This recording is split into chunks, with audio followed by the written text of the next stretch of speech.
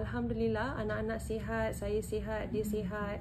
Yang penting, when he's happy, my children are happy, I'm happy. Because kita bertalian kan, no matter what, sampai ke akhir hayat, kami akan tetap bertalian. So, saya harap dia akan ada good raya because dia akan bawa my kids ke Kedah. So it's their turn to go to Kedah. Saya tak sedih. Ya, jangan headline Diana sedih. Sebab bagi ni kita dah buat keputusan kita, jadi kita kena matang melaluinya.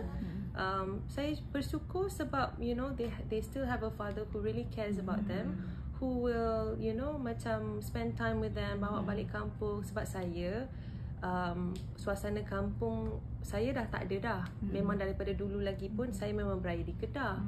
Itulah suasana kampung bagi saya. So it's important for my kids to continue untuk dapat suasana raya tu regardless. So dia orang pergi seminggu je, raya sebulan. So I'm happy that they go back to Kedah. Bila dah tiba masa dia orang balik ke KL, they spend time with me. We have to be practical, logical, and tak perlu nak emosi sangat bab-bab bahagian tu kan. Asalkan everybody is happy. So raya tu kadang-kadang time tu lah kita macam nak berlipur sedikit.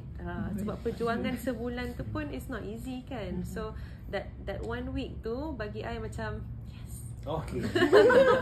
harap tak ambil secara negatif lah.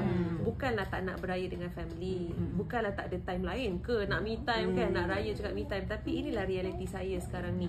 Daripada saya bersedih, daripada saya macam orang kata nak menunggu anak-anak saya balik dengan perasaan sendu dan sebagainya, it's not gonna do any good for me. So but might as well I take it positively. This is the time that I can focus on myself, jumpa sanak saudara yang mungkin saya dah lama tak jumpa, kawan-kawan dan sebagainya, and when they're back, we can celebrate like normal.